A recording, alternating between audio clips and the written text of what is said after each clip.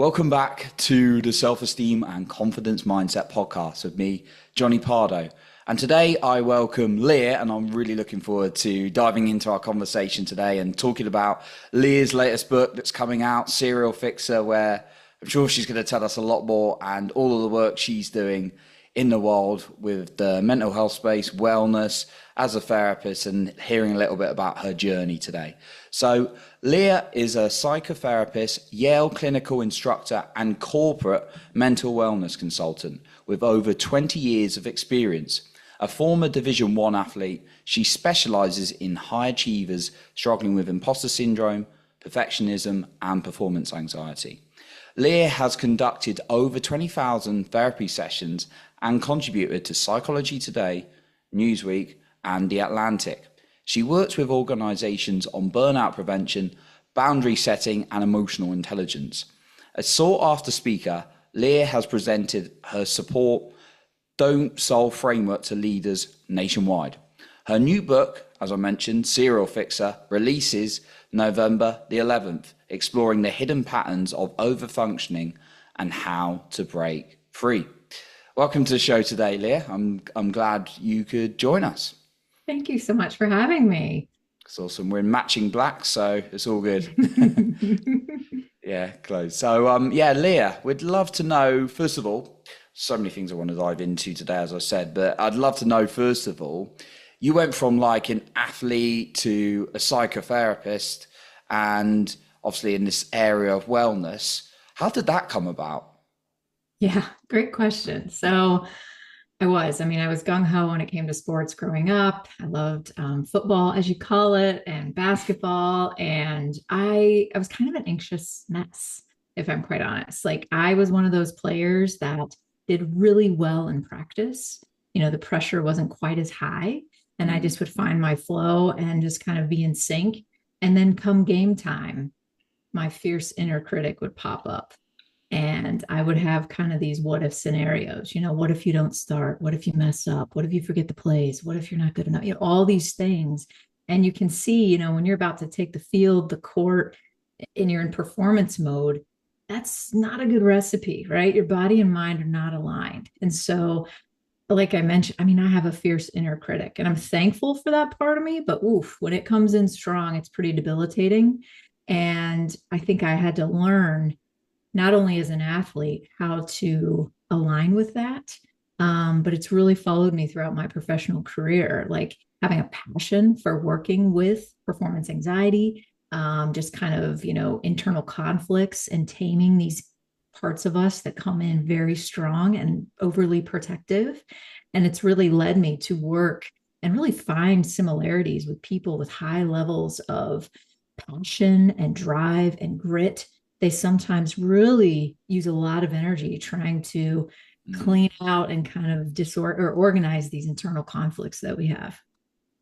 Wow. That definitely relate to, like things like the inner critic and having this like high performance. I know sometimes I've heard people on the show, like who are high performers or leaders in their space, like admit their challenges, and to other people around them, it surprised them. So, yeah, it sounds, we're all humans at the end of the day. So it's glad you're helping people in that capacity. So you mentioned about the inner critic a little bit. What is because sometimes people talk about it and it's been mentioned to me, what is the inner critic for you? Yeah, the inner critic is, again, this kind of driving force that wants you to Mm, avoid stagnation, right? It's kind of that part of us that we need to keep us propelling forward, to, have kind of goals and aspirations and keep moving forward and challenging ourselves and taking risks. Like this is an amazing part of us. And a lot of times, though, for me, I feel like my inner critic was kind of flushing or giving me 10 bodyguards when I really needed one. And so it was, kind of this realization, not only through my clinical training, but also living it and working with patients on this, is that, as an athlete and even growing up, I was repeatedly told by people that are incredibly intelligent and highly that I respect highly that, Leah, just ignore it. Just play. Just forget about it. Don't worry about it. You'll get through it. Just these mm, very reassuring statements that come from a good place, but they sound great in the moment. But when it's time to execute, like it doesn't work. It's a band-aid, it's a pacifier, right? And so I really have spent a lot of time trying to get to the depth of this. And really, I came to the realization that I was doing it all wrong. It's not about silencing the inner critic because that's exhausting. And our inner critic and these parts get incredibly creative when we try to push them down and kind of, to silence them. So it's more so about that inner alignment and understanding what these protective parts are trying to protect us from. And then it's our job to kind of understand that, collect data on that, validate that, and then begin to soothe those parts of us and work with them and appreciate them. And I think that's where I completely misstepped as an athlete. And I've been able to use that reframe now, kind of in my professional career and different roles I have now. So you kind of took the, because I know there's a lot of work hard, like push it away. It sounded like that was coming towards you, but what you did was more building a relationship with yourself and understanding the needs. Was that right? It is. And it kind of sounds like, yes, I'm giving you an invitation to just like, like have all these, talk to yourself and have all these parts. But really, as humans, we're made of an array of parts, right? Different parts of us that channel different emotions that are motivated by different things. And sometimes these parts are competing against each other. And that's what creates sometimes this internal turmoil. We want to do one thing and set a boundary here, but then another part of us is like, no, no, no, no, but we deserve this and we deserve to cut loose. And we have these internal conflicts. So you're absolutely right. It was more so about acknowledging that and kind of that I'm multifaceted and really embrace kind of these parts of me, even the ones that I don't like, and really gain an understanding around what they're motivated by, what they're trying to protect. And I'll tell you, Johnny, that's really been the ticket to really get some kind of cohesion and just almost peace internally. Not all the time, but it's a way better formula. So really, has it been like really looking at your self-talk and being conscious of that with the inner critic? Has that been a big piece? Absolutely. I think, just how we are talking to ourselves and being mindful of kind of the filters that we're using to process information is huge. And these things can be reframed and kind of shifted, but it's really about that self-awareness and consistency. I think too, like I know for a lot of high achievers, a lot of go-getters, we tend to see things very all or nothing, very black and white. So it's a lot of times finding that gray. And as much as we can think about, how important it is to recover, how important it is to reset, it's really hard sometimes for people that, have these high expectations to execute them because our critics kind of in our ears saying like, Mm. I don't know if you need that rest. If you need that rest, then we don't trust that you're going to be able to find that momentum again. We don't trust that, you're not going to be categorized then as something we don't want to be categorized as. So it's this self-talk that sometimes sabotages, you know, these resets and recoveries that we need, not just physically, but mentally and emotionally as well. I personally found, like for me, the more I've grown or the more I've moved towards something, the louder it has sometimes got. Whilst when it's a fairly comfortable and normal situation or something I'm used to, it's a lot less louder. It's very quiet. Is that kind of a common thing you find with people? Absolutely, because you got your reps in, right? Think Mm, about just like when we're physically in shape, you're mm, getting your reps in, right? You're hitting the gym. You have certain, exercises that you're doing. You're building that muscle. You're building that comfort within your body to perform. mm, And same thing when we're in a transitional mode, when we are, embarking on a chapter that is unknown. There's, a lot that we feel out of control with. It's not comfortable.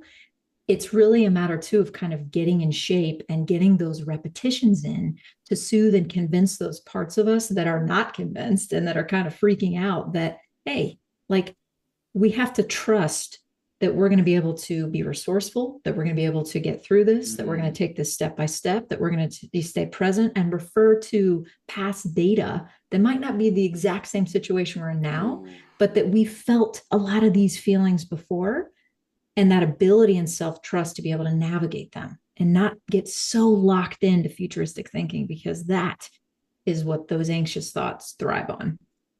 When you say futuristic thinking, what do you mean by that? Just like anxiety or something else? Yeah, I mean it's you nailed it. It's kind of our protective parts of us. It's our internal bodyguards feeding us all of these potential generally over dramatic scenarios that could unravel in the future. And really, it's coming from a place of like, I want to feed you every single scenario, even if it's doom and gloom, so that you can be aware, that you can be ready, that you can prevent this like high arching over unknown, right? And so knowing that the brain works that way, and that's generally what anxiety is, it's futuristic thinking, being caught in that or rehashing and ruminating about the past. And it's really pulling us from the present, right? Anxiety is based on future over preparedness and that fear based, or again, kind of trying to fill in all the cracks and crevices and have closure with something in the past that we might not be able to get that concise level of closure with. Mm. It's like hitting a lot of light bulbs for me, certainly when you're speaking in terms of the emotional reps. Like you do enough reps and something becomes a bit more comfortable. I've experienced that at public speaking. I know you're a public speaker. I don't know if that was the case for you where it became more comfortable the more reps you put in.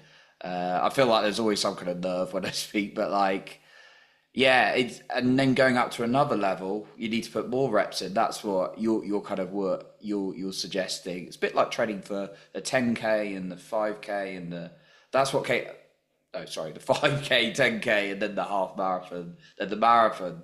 That's kind of what came up for my mind there, but the mental side maybe. Absolutely. And you bring up such a good point about speaking because it was interesting that, my critic who was like had so much internal real estate as for me as an athlete really showed up when I started speaking, like on my Mm, way to an event before I would speak or take the stage, that critic was really loud saying things like, what if you're not ready for this? What if you get asked a question and you don't know the answer? What if you wore the wrong thing? What if you trip up stage, going up on the stage? What if nobody mm, cares? And you can see again, like those types of what ifs make you tight. You're not able to access those parts of you that you really want to channel, like your confidence, your humor, your relatability. And so my conversation, before would have been like, shove it down, distract myself. What's wrong with me? Just very much like, and just now my whole narrative and my whole interaction with that part of me has changed. Where it's almost like I anticipate that critic showing up and it's like, hey, thought you may show mm, up. How you doing? Appreciate you being here. But you have to remember that we signed up for this. We actually enjoy speaking, we enjoy educating, and we're generally, we feel the adrenaline rush the first minute or so. And that's because we care about this. So if you could stick around, I need you, critic. But if you could also move mm, over and allow the other parts of me to surface, I think we'll be okay. And that it's again, it's soothing that part of me and reminding that part of me like, this is not a life or death situation. This is something that we like to do. We feel that rush of adrenaline, which isn't necessarily bad and anxiety. It's because we care. We're doing something that's a bit unknown, but it's also something that we want to do and we want to create space for people in this way. mm. It sounds like a sort of proactive approach to the inner critic coming up because I know a lot of times people have told me that like, oh, it just like shows up, but you're almost like it's gonna show up, and this is how I'm gonna deal with it. So it's quite a proactive approach. Is that right? Absolutely. And Yeah. just like with our workouts, sometimes we'll start a workout, be in the middle of a workout, and we're like, oh my gosh, I'm totally on today. I feel so strong. This is great. And then like 2 days later, we'll be like, what is wrong with me? How do I feel this out of shape? It's Mm, not like that much has changed in 2 days, but a lot goes into that. A lot of things can, depending on our sleep, depending on all these things, can kind of influence our level of energy. And thinking about that too, with some days when we're about to execute something, we might feel really cool and calm and collected and really be feeling that confidence kind of radiate through us. But other days, we might be low on sleep. We might have had a lot of internal real estate being delegated to other things that are difficult. And so that critic might show up stronger. And that's normal too. And so it's not easy. It's not like once you have this formula down, it's smooth sailing. It's that mm. continuous work, just like it is to stay in physical shape. I love that. No, some really good examples there. Yeah, Leah, I want to ask you something slightly different because I know you work with lots of people, and support people like high achievers and all sorts of life. with all the tools you picked up as a psychotherapist and much more, like how do you disconnect from that? Because that's quite a lot, I'd anticipate that's quite a lot of mental and emotional stuff that you take in every day. Yeah, it is. And I will say there was just like anything else, there was an intense learning curve with it, right? Mm, But I think the biggest thing, and I speak a lot about this and try to educate on this, and something that I really try to execute myself is, creating space for people and really following that support, don't solve mentality. Like, mm, especially as a therapist or even just as a friend and in my relationships, it's like, Leah, don't fall into that trap where you immediately try to take ownership of things, try to fix and solve, and almost, remove that opportunity from people to get their own reps in, right? And keep mm, ownership of what they're, struggling with, contemplating, just dealing with. And so as a clinician, especially, and I've really tried to apply this to other roles in my life, it's leading with that empathy, but also empowering people and creating that space for them to do so. So it's not about fixing and solving. And so therefore you don't have that ownership or mm, stock that you're carrying with you and piling on and leaving little room for yourself, if that makes sense. mm. Support, not fixing, I think was a phrase I picked up there. I love Yeah, that. support, don't solve. There we go. We like to we like to solve sometimes, but yeah, support don't solve or don't fix, like you say. Which kind of leads Mm-hmm. me on to your book, obviously, that's coming out, um, and Serial Fixer. So, how did you come up with the name of that, and what did that mean for you? Yeah, I mean, it's a great question because these were patterns that I was seeing for a long time of just people kind of being stuck in this fixer mode and really, leading. It's like it's really, I think, one of the underlying causes of burnout and overextension and overexhaustion and compassion fatigue. And it was this serial type pattern, right? Where you're just kind of finding yourself or putting yourself in this role of the fixer and solver in all your relationships. If you're leading people, if you're parenting people, if you're in a relationship, just immediately putting yourself prematurely and not meeting the situation or the person where they're at. And you can see that recipe when you're working sometimes harder than you need to and taking ownership, that's a lot of energy. And that's a lot of also kind of these micro codependencies that you unknowingly might be creating with people in your world. Mm, wow, yeah, and I know a lot of people have a challenge with setting like boundaries because sometimes even there could be the path of right, I need to fix them, but then it could also be the people are dumping a lot on me as well, whether like it's toxic or whether it's just like needy or whatever. But yeah, do you talk about kind of like setting boundaries in that as well? Absolutely. And it's a lot of, the external boundaries. But as you can see, when I've kind of mentioned a little bit about our inner critic, it's Mm, about really setting these internal boundaries first. mm, Because I think many of us, and I'm guilty of it too, we have almost these associations, kind of these rigid associations that we have. For example, if I'm leading a team and my team is, falling behind with this, everyone seems distressed, there's a lot of turmoil, like immediately we internalize that with I must not be a good leader because of X, Y, and Z. And so mm, taking this immediate ownership, or if your child is sad or struggling with something or just all this, immediately it's like, well, must not be a good parent if I can't fix this right away. And you can see where this again is kind of limiting people from getting their own reps in, from experiencing the processing skills and kind of that discomfort involved with gaining self-trust and gaining resilience. And so it's not only about setting these boundaries of I need to show up with empathy and compassion, but I also don't need to do the work for everyone and immediately go into fixer role. I need to validate first. I need to show up and I can ask questions, but really ultimately the ownership is with them, you know? mm. So yeah, I really received what you said about internal boundaries first and then external boundaries as well. That yeah, just knowing, yeah, like that inner critic's going to show up, knowing what is good for you and what maybe not so good for you, and then being able to bring that to the world as well. Yeah, I love that point. So for the person, just like for the person, a lot of people really find it hard to say no to someone, like really hard. Um, I over time I got pretty good at that, right? But a while ago I wouldn't have, and I know there's many people who struggle with that. How can someone who really struggles saying no to someone take their first steps really with boundary setting?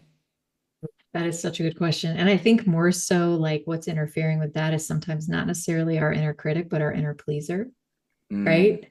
We Oh yeah. don't want people to categorize us as being selfish, unavailable, not a good friend. Not, it's like, again, we don't want to be stamped with something negative. We don't want to be categorized or kind of lose that glimmer that maybe people associate with us. And so on the outside, when someone, says to you, like, well, just say no, or just set a boundary with that. We nod and we smile and you're like, yeah, you're right. But then when it's time for execution of that no, or execution of setting that boundary, Yeah. guess who shows up? That pleaser of like, no, no, no, no, you don't want to be viewed as unkind. You don't want to cause turmoil. You don't want to create any discomfort for them. So, I'll endure, I'll accommodate, I'll just keep pushing forward. And so it's again like these little micro experiments, if you will, of if you really can't find three good reasons to say yes, and they're all for pleasing, then that's something to collect data on. And maybe one time you say to yourself and that pleaser within you, like, you know what? I'm not ready to say no, but maybe I'm going to find the gray. And I'm going to say, tonight's not a great night for me. Let's find another night because I'd really like to hang out. And so you're finding that you're not necessarily jumping in full blown, but you're taking into account maybe that person's feelings, and you're also taking into your own. So it's including yourself in the shuffle. And it takes those little moments and those little experiments where you try out the no, you try out the like, it's not going to work for me tonight. And just then take note of, was there some catastrophic result? Was there some major consequence? Did you lose a friend? Probably not. And that starts to soothe that pleaser within you. Like, hey, I can actually bring myself into the equation and not just let other people and their potential feelings be the only source of structure for me. Mm. So kind of like those small steps a little bit, and then again stacking up that evidence, like you were talking about, that you have overcome. Yeah, I think that's a really important topic because, yeah, where do you think people pleasing comes from?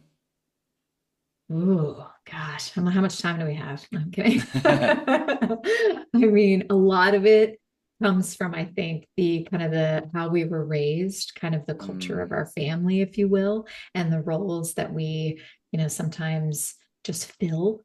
And if we're managing other people's emotions, and their mm, stress levels, even at a very young age. We mm, also find that when we please, when we accommodate, when we overly accommodate, or are almost five steps ahead and very in tuned with what other people's needs might potentially be, you know, from a young age, depending on the dynamics of the family, and even it could be a trauma response, we seek and find sometimes that validation and that affirmation of like, you're good enough, you're worthy. But you can see where this recipe, if overdone, we lose ourselves, number one. And we're kind of that's always interesting. pining and looking for that deep connection, that affirmation from other people. And as we get older and more engrossed in our lives, it doesn't seem to happen. And it's confusing and it's perplexing and it's isolating. And we just try harder and harder to get that closeness that we desire, when oftentimes it leads to resentment and more disconnect because it's imbalanced. All these relationships are imbalanced. And with the one that we're lacking is really the one with us, right? Mm. Yeah, yeah, it's a really interesting point you brought up about like, hearing like you're good enough, getting a lot of praise, and then, but that's coming, that would sound good usually on the surface, like you're getting that praise rather than if someone was criticizing you all through your childhood or things like that. I know unfortunately some people go through some really intense times as children. But yeah, it sounds like good on the surface that we're getting praise and told we're good. But yeah, I can see what you mean, that could lead to continuous approval seeking if something's not done about it. We get really good at sniffing out potential sources of external validation, but we lack reps with internal validation, right? Mm, So it's kind of like, let me serve, let me find your need, let me do this, let me accommodate, let me do everything out here externally. And we're not getting the reps and the practice and the connection internally. And again, I think mm, that leaves a lot of us exhausted, fueling imbalanced relationships, and just very perplexed because we're like, we're a good person, we're kind, we're giving. We sometimes get walked on. Why are we not finding that deep connection that we're really looking for? mm. I love that. I wanted to ask, is there anything you found useful in your practice? I know you got lots of different tools and probably could go on forever, but anything simple someone can do for that internal validation? Yeah, I think, and kind of take it a little bit off the rails a little bit with just even practicing and getting reps in with self check-ins. Mm, And what I mean by that is, we're so good oftentimes, especially people kind of in that serial fixing mode, is that we're so good at checking on other people, which is wonderful. We don't need to lose that, but putting again ourselves in the equation. And I think one of the biggest things that I found to kind of tie in serial fixers and overachievers is we're constantly on. We're constantly thinking about others, which is nice and great, but we're also not capitalizing on the thing that happens dozens of times throughout our day, which is transitions. When we transition from one role to the next, from one room to the next, from one physical location to the next, we are getting so used to clearing these transitions, whether they're 5 minutes, a half hour, 30 seconds, with being productive, with stimulating ourselves, right? That we're forgetting that these are opportunities to practice presence, to get reps in with just how am I doing? How am I engaging and interacting in my current environment? How am I clearing my own internal clutter? And sometimes just using, gosh, even half of these, or not even a quarter of these transitions throughout our day to collect our own data, to check in with ourselves. This leads to like an improvement in our relationship with us, which can then naturally encourage self validation because we feel more connected. We're mm, clearing our own internal clutter and we're not walking around with this full internal balloon that could pop with one more puff of air. mm. So almost like what I'm hearing is sort of like a self-awareness is kind of a first step, self-check-in, self-awareness, kind of seeing how we are and actually paying attention because it's almost like we can be ignoring ourselves the whole day. Yes, Mm, yes. We're so out of shape, I think, when it comes to just being. And what I mean by that is like we schedule that in sometimes, which is great. But like you'll notice, like I was even noticing myself when I was at red lights, like stoplights, I would immediately pull out my phone. And I might be at that stoplight for like 10 seconds, but my brain was like, oh, see if you got a new email, see if there's a news update, see if someone messaged you. And I was like, what am I doing? Why am I trying to fill every single crack and crevice and pause in my day with something my brain views as productive? When in essence, like now I've really tried to train myself and get reps around like when I'm at a stoplight, whether it's 10 seconds or 40 seconds, to just look around, to take that moment and that opportunity and that transition, to take a deep breath, to notice what's around me, to look around and just reset. And that those little micro resets throughout the day are so wonderful for our stress management, our relationship with ourselves, and they really are just such an easy way to integrate self-care without like carving out an hour to do this or money to do this. It's right there. mm. Yeah, those little check-ins, it's easy to be on autopilot mode. I certainly experienced. Um, yeah, Leah, no, I was going to ask you about you obviously provide lots of like work with many different people and you provide different services. I know one of them, you look at grief with some people, is that right? Mhm. Mhm. Mm. How does like grief impact on our, or can it impact on the relationship of ourselves? Oh gosh, it's such an intense thing. And grief, I mean, I think we stereotypically, when we hear the word grief, we think of death and dying, Yeah. right? Which rightfully so. But I think we also forget just grieving comes in so many other different forms, whether Mm, that's grieving a role that you once occupied, whether that's grieving just a shift in a relationship. whether that's grieving, something that was a norm for you that no longer is, whether you're injured and you're grieving kind of a constant pillar that you could access physically. So there's a lot of different types of grief, and some of it, takes up more space than others, but nonetheless, it is something that requires a lot of energy. And I think that's kind of the first step when I'm helping someone and supporting someone through grief, is really, there's not a playbook. I mean, there's the stages of grief, but I think it's so, we have to reiterate constantly, like, you are where you are and that's where you should be. And I know sometimes people don't want to hear that, but it's really, grief pushes us to really be self-aware, right? It radiates things in our bodies. It takes up space in our minds. It really has us, and pushes us to access patience and moving into the unknown, and that self-doubt that I'm always going to feel like this. So it's a big thing. And I work with also a lot of athletes that have been on a particular team or on a particular level, and then all of a sudden that's done, and they're out of maybe uni, they're out of maybe the NBA, they're out of wherever, and they're not in that league anymore. And there's a huge amount of grief that takes place as they're transitioning, maybe to something equally as exciting, but you're still losing that association, that role in the way that it was. And that's grief.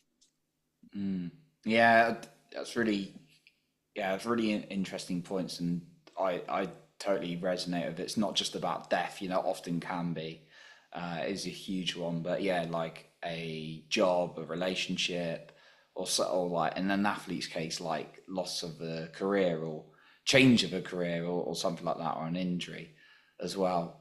Um, like I know, like you can put, some people may push it away and just be like, like I'm going to push it away, just keep battling on. What have you found can kind of happen when we push down our grief? I mean, shoot, when we push down anything, and we don't carve out our own time for it, our minds and bodies will take over and try to clear our own clutter, right? You'll find that when people are like, I just can't get sleep, or I'm up every night at 2 a.m. And, I'm just recycling all these things in these weird scenarios. And it's like, well, that's a really good indicator that your mind is being left to its own devices to clear your internal clutter, because you're not doing it proactively yourself. And same thing with grief, something even bigger. But you'll see that we have almost these emotional hangovers, right? If we're not going to get right. We're not going to clear everything out. We don't need to walk through the day being incredibly like, oh my gosh, I have to clear this clutter here and now. That's not it. We are naturally going to suppress certain things to access focus and grit. That's human. But if we're not cognizant of like, I just went through something really challenging, or I just put a lot of energy to in this. And I, need to validate myself. I need to acknowledge where I'm at, what I'm doing, and kind of the efforts and energy and the hardships and the triumphs that I went through. And if you don't, sometimes again, we do have this massive emotional hangover where after the event, after we've sifted through things, it's just like we get this wave of emotion, almost like this leftover angst, this leftover, sadness, this leftover, all these emotions. And it can be very confusing for people, because they're like, that's over. I'm done with that. I got through all that. It's like, you did, but you also weren't checking in with yourself in real time and clearing your own clutter. So your mind and body are going to find opportune times to do it for you. And here you go. It's crazy how the body can like store things and play stuff, memories years later if it's kind of not processed. Yeah, I'm with a, someone wanting to deal with something like grief or just a trapped emotion, or they want to get off some like anxiety, or they're feeling sad, and they're like, right, I'm thinking about like therapy, and they've never done therapy before. They're like, I don't know where to begin. I find the idea a little bit overwhelming. What kind of guidance can we offer them? Ooh, that's such a good question. And if I do kind of tailor it to, and I'm not stereotyping here, but I've had a lot of men that I've worked with that are kind of will come into my office, or even like the initial phone call, like, hey, I'm thinking about doing this, but I'm okay, but I'm thinking about doing this, but I'm okay. Just kind of that you can see the internal conflict, and how there's this association sometimes with weakness of like, I can't do this on my own. And so therefore I'm weak. And it's like, no, no, no, no, no. Therapy, talking about your feelings, not even with a therapist, but just with someone, you doing your own work, and writing it down and organizing it and getting in touch with maybe that inner critic within you, takes a huge amount of strength. It's easy sometimes to just express all these things and filter it through anger. It's easy sometimes to Mm, just subscribe to like, I'm just going to overly distract or numb myself. It's really challenging to hit these things head on and really validate the fact that you're human and you have layers and you have hurt and you have unresolved things because you're multifaceted. And so the first step is really, I think, reframing and challenging those very rigid associations we have with emotions and therapy and self-help and all of that. It takes incredible amounts of strength because you have to go to these incredibly vulnerable levels and then you got to bounce back. Then you got to re-enter that role, right? As a parent, as a professional, as a partner. And that takes strength. mm. So just like remembering emphasizing the strength and the courage rather than the weakness. I guess that's something you hear a bit about it. So, wow. Yeah, I know there's kind of like a view that talking about feelings in the past is not something people want to do, and totally being there as well. So I love what you said about it being like a strength. So yeah, I wanted to touch on a little bit on, we kind of talked about like the inner critic. We talked about, people pleasing, imposter syndrome. You mentioned that's something you help people with. What is imposter syndrome for you? I mean, imposter syndrome, gosh, it really relates to our inner critic, right? Because imposter syndrome is kind of this, I think, false narrative, if you will, that our critical part of us is fueling. That's kind of, again, telling ourselves, like, I don't know if we're equipped for this. I don't know if we're good enough. I bet people are looking at us or looking through us and seeing all of our deficits and seeing where we don't maybe measure up and seeing that this was just a lucky thing that we got this role or this job or what have you. And really, it's kind of that internal bodyguard, if you will, popping up to it's in high alert. Like, this is unknown territory. Mm, We don't yet know what we're doing. We don't necessarily have the affirmation or, the validation of people externally. Like, it's a big unknown. And so when things like that happen, that's when those internal bodyguards are like, whoa, whoa, this is for me. And they come in too hot. They come in way too strong. And that's when we start to kind of fill in and fill in the unknowns with, unfortunately, things that are negative. And so it's really first and foremost understanding like this is unknown. You're taking a risk. You're moving into something that is going to require a lot of energy that you're, essentially not yet equipped for. But this is like how you progress. And it's constantly staying in the present and soothing that part of you and acknowledging when you get a rep in, when you do complete a hard conversation professionally, when you do, take a step, you're resourceful, you make it through another day. It's validating that intensely and saying, like, I did that. I'm on my way out. I'm getting reps in. I'm building that muscle and acknowledging that, like, the protective parts of you are the ones that are feeding you those what ifs. mm, mm. I like what you said about it being on high alert as it's like unknown territory. And then as you talked about earlier in the conversation, and again now, like getting those reps in because it's like it's a new thing for you and just getting used to that. I know it can make a lot of people quit, so I just wanted to kind of like touch on that. It's like, oh, I'm not good enough to be here. I'll go back to the standards. Totally been Yeah. guilty many To times, what's right? comfortable, right? To what's comfortable. And I think too, like, we know this logically, but I have to remind myself this a lot.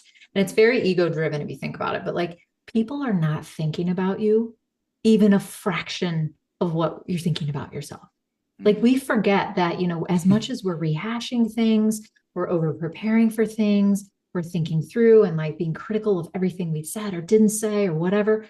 Nobody is thinking about you even of like a little bit as much as you're rehashing these things yourselves. We are very egocentric that way. We're very like, mm, self-driven and kind of in our own heads. And so that sometimes can be such a comforting thought that it's like, Leah, nobody's thinking about you as much as you think they are, or even at all. Like, come on, get it together. So I think that's important when we start to project and kind of fill in and make these assumptions of how people are categorizing us, what they're thinking about us. And it's like, that's not going to end well. And so it's again reconfirming, like, no, no, no, everybody's in their own heads too. mm. And do you think that's linked to perfectionism as well? And perfectionism can come out of that because I know a lot of people say I'm a perfectionist and that kind of thing. Yeah. Oh, yeah. I think you're absolutely right. It's kind of like, my internal, my standards for myself and my expectation for myself are super high. And sometimes, I'm always going to lead with the criticism. And sometimes it is kind of looking externally, like almost urgently for someone to soothe that and give you that, like, you're doing a great job. No, you're amazing. And we hear that and we're like, oh, thank God. But then we don't believe it like 5 minutes later. And we're like, oh, wait, can someone else confirm this for me? Because I didn't quite believe it. Or they're probably not telling the truth.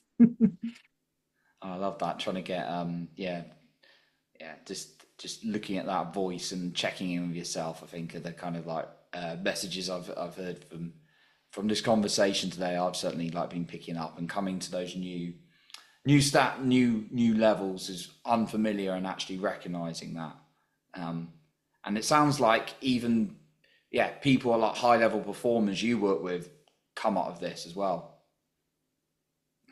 Yeah. Yes, it's a human thing, right? Mm, Whether you're like a CEO or you're a stay-at-home parent or you're a kindergarten teacher, it's like mm, we're all human and we experience these things, right? mm. Absolutely. Yeah, I love that. So Leah, I'd love to know a little bit about where can we find your book? Out 11th of November, going to be an awesome impact on many, many human beings on the planet. And I know you're very excited about this book. So where can the listener find your book and actually find more about you and your work and get in touch as well? And is there a final point you want to share with us today before you? Yeah. Oh, well, thank you. Well, thank you. Well, you can find Serial Fixer, honestly, like most places where books are sold, whether that's Amazon, Barnes and Noble, Bookshop. And you can find me. My website is leahmarone.com. I'm Mhm. also on Instagram and LinkedIn, but I'd love to connect with you. And I do. I hope Serial Fixer, I mean, there's a lot of us running around out there. So I do hope that it is a book that generates more self awareness and self connection and helps with boundaries. And I think the last thing I'd leave everyone with, I really want to hit home the point I made about just if you're going to take anything away from this conversation, I'd really try to capitalize on just a few of your transitions throughout the day and view those and start making this association with those are opportunities for micro resets. Because that I have found is one of the best ways to be consistent with your self care and rejuvenation without very little maneuvering with your schedule and calendar. I love that micro resets to put alarms off to remind myself as well. So that'd be a powerful one. No, I love that, Leah. So, Leah, massive thank you for everything you've shared today, and of course, all the work you're doing. And Serial Fixer will be a very exciting book coming out, so you can find that linked in the show notes below, as well as Leah's details to get in contact with Leah and find out more about her services as well. So, thank you, Leah, once again. Oh my gosh. Thank you so much for having me. Awesome. So that concludes today's episode. And remember to lead with your heart and not with fear.